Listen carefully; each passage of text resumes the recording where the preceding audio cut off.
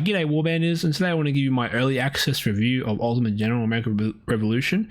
Now, this isn't a review of the game like in its final state. This is an early access. We're essentially paying to have early access to the game, and I don't want to like say this is what we're finally going to get, and you shouldn't play it, or you should play it on the basis of this is the full game. This is still a work in progress. So just keep that in mind. So I'll start with the positives of this game. And one big thing for me is the vast improvement over Ultimate General American Civil War. In Ultimate General American Civil War, you were fighting a linear campaign of historical battles. And that's fine if you like the history, the linear progression. I really liked it, and I had a nice time with Ultimate General Civil War, but I really wanted a sandbox campaign, and Ultimate General American Revolution delivers that, the sandbox campaign. But in return, you don't get a historical, like a really tight historical experience. It's not 100% historical accuracy. That's what I'm saying, and that's fine. I'm okay with that. I play a lot of sandbox games, a lot of historical games that do have sandboxes in them, and that's fine. I don't get the complaints about historical accuracy when it's a sandbox campaign, and it's fine. The next point I want to bring up is it captures the maneuver warfare very well. So in Total War games, in Paradox games, you're just like mashing your doom stacks together. In this, you're actually managing managing regiments and brigades, and you're moving them around the campaign map and maneuvering them around. And that basically decides your positioning in the battle. And I really like that movement. It gives you more freedom how you want to approach your objectives. It's not just, I roll a dice, or my doom stack's going to kill your doom stack. There's still an element like that in the game, but you have way more freedom to do what you want in this battle simulator. I wouldn't call it a simulator, but it's a semi-simulator. That's another big thing, is that this don't come into this game expecting a simulator. Okay, this is a game. Okay. There's not going to be too much simulation like Grand Tactician Civil War. This is a game.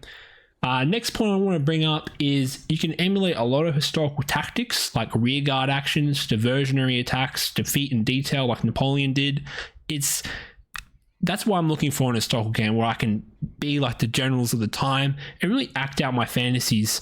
And this game delivers on that. You can do all those actions I just said there in great detail. Another positive is the intelligence mechanics. Now, I've always harped on about this in my other reviews or videos. I really love intelligence mechanics. I feel like players, or us, have too much information. We know too much about the enemy, and it feels a bit cheaty to me. And I love that the devs of this game, they've added intelligence where you actually don't know where the enemy is or what they're doing outside the fog of war, and it just adds another layer of complexity. So good on you.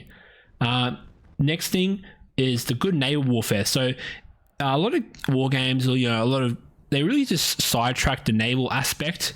But the naval warfare in Ultimate General American Revolution is really important because it's a great money generator, and I really like their place to focus on this.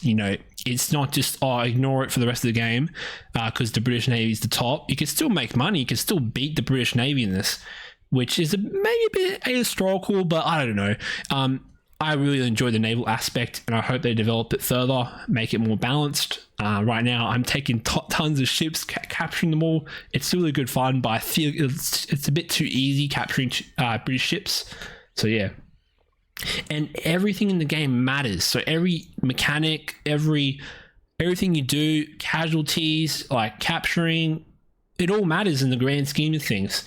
And it's all about preserving your army, trying to find a decisive victory that you seek, because you can be chasing your enemy army, and, you won't be able to inflict a lot of casualties because they keep running away.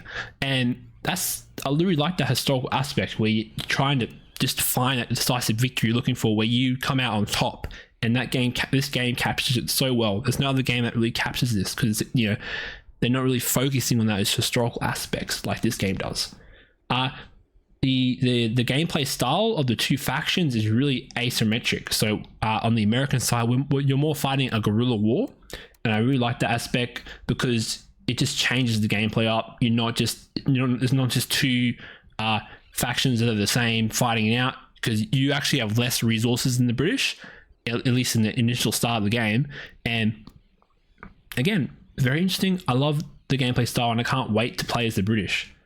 Another thing, the graphics are great. They're not amazing, like they're not top notch, like Total War or anything like that. But when you zoom out and you see the bigger picture, it's just a glory to behold. I really love the huge battles when you get to like the Battle of Boston. Awesome stuff. And this is another one I want to harp on about. Is the logistics is a big concern in this game. So you have to worry about the winter, the ammunition, provisions, resting your men. All this is important to the grand scheme of things, as I said before. And if you don't worry about the stuff, you just let it tick off, your army's going to starve basically, and you probably have to go to looting the countryside. I really love that, add that attention to detail where you can forage for provisions, like historically, because that's what a lot of armies did back in the day. They lived off the land, and I like they're capturing that. Unlike Total War games where it's just like, oh, you raid, you get money. Like, this is way different, where you're trying to actually keep your army fed, because there's situations in the game where you can run out of food and it becomes a problem. It becomes a thing where it just stops your campaign, it stops your attack, it stops your offensive. So yeah, I really like the logistic aspects. It's not too complicated, but it's just enough complexity to keep you worrying about it. I love it. And now this is a thing that everyone's having trouble with, and I love it, is that the AI is really reactive. It will marshal its forces and it will kill you. It will come after you. They are hard coded to stay in Boston, so they're going to be protecting Boston like crazy, and that's historically accurate, I believe. And once you aggro them, as I said before, they come after you. Like, they hold no punches. The AI in this game is decent. Like, it will come after you, and it's a really fun, interesting AI to fight. Unlike other games where it just runs around the map and does nothing, this AI will actually stick it out. It will opportunistically attack you when you're weak, and I just love it. So yeah, guys, those are my positive points. There's a lot of positive points, and I'm overall really enjoying the game, but there are some negatives, and this is the main thing, is that it's early access, so not all the content is there.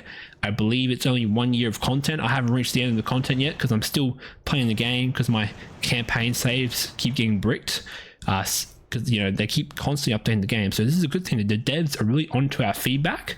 They answer it, they update the game regularly, they even update the game on the weekends, which is really unheard of, and it seems like they're really dedicated, so I'm happy to see where it goes. But we're going to go into the negatives, which is like, this game is very micromanagement heavy, so you're going to be maneuvering a lot of companies, and I understand why the scale is like, company level, but it gets to a point where it gets too much. There's too many units in the field. You have to go to half speed, maybe the first speed. You can't really speed it up because you'll just lose units like crazy. So it becomes I actually like the micromanagement. I'm a micromanagement junkie. I love micromanagement, but I know a lot of people don't like that stuff. So just be prepared. If you buy this game, really micromanagement heavy. You're going to be moving all units around. Big thing for me, and I was really looking forward to it. I thought we were going to get the British, but we can't play as the British in this version of the game. So don't go expecting to play as the British, because you can't. You have to wait till the British campaign comes out, which I believe is next year. Also, the sound could use some work. The musket fire doesn't sound that, crackly, like, it just doesn't sound impactful. There's also some balance concerns about, the musket fire not doing enough damage when you get close, because muskets are inaccurate at very long range, but when you get closer to the enemy, when you get right up to their guts, they're deadly weapons, and I feel like that's not captured in the game. So the balance is wonky. Okay, because recently the meta was to mass charge your units, and that was really boring. But they updated the game recently where charging your units is not as effective, so that's good. So the balance, again, guys, is not there. It's still in the works. You're gonna find some issues. The casualties are too high, in my opinion. They become sometimes. It's how the game's structured. So you're inflicting casualties. You always want to be inflicting casualties. So you're going to be trying to fight battles of annihilation. And I feel like it's too easy to kill the enemy. So I feel like they need to tweak that. And this game gets difficult in making money, so they haven't implemented taxes yet. And all the mechanics, like some of the mechanics are a bit janky to understand, but once you understand them, it's all good. But they just need to polish that up.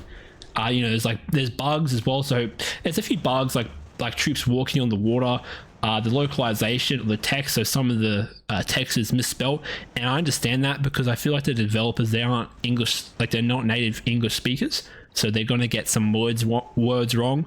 But that's fine. It's not really a big issue for me. Some of the technologies, or you know, tech tree is kind of meaningless, like 2% research increase. Like that's not really impactful. I hope they fix that, like, or add some more impactful research options other than just like, oh, a little 2%, you know, increase. And a big thing that a lot of people have been harping on about, but which I personally don't care about, is you don't get an extra copy on Steam when you buy on their launcher, Exola. So if you're going to buy this game, don't expect to get a Steam copy. Just a big thing there, but it doesn't really matter for me. But it might matter for you, but it doesn't matter for me.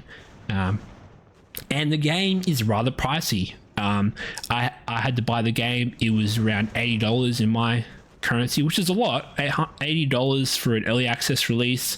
I feel like us testers, quote unquote, should get a little bit of a discount, but I'm willing to, you know, pay the higher price because it's not really any games like this, guys. We can critique it all we want. We can, you know, say, oh, you know, I really hate this mechanic. I'm not going to, you know, play it or buy it because of that. But then you realize, oh wait, there's nothing really like this. Maybe like Total War's like this, and you know, Grand Tactician, but there's very few games on the market for this, and I'm willing to pay the higher price for a game like this because literally no other developer, like no good developer, is making this. And yeah. Oh, and also the final negative point: there's no order of battle like the last game. We could build cores, or cores weren't in this time period, but I want to be able to organize the order of battle for my army. I wish there's an auto battle screen where I could just manage my army and there'd be some like kind of bonus. I hope they add that maybe later down the line. But again, all my negative points about this game are just that it's early access. You gotta wait, you gotta provide feedback. You know, this is the point of the early access where we have to provide, you know, suggestions to the developers, and of course they have their vision of the game, but you know, they have to take our feedback as well.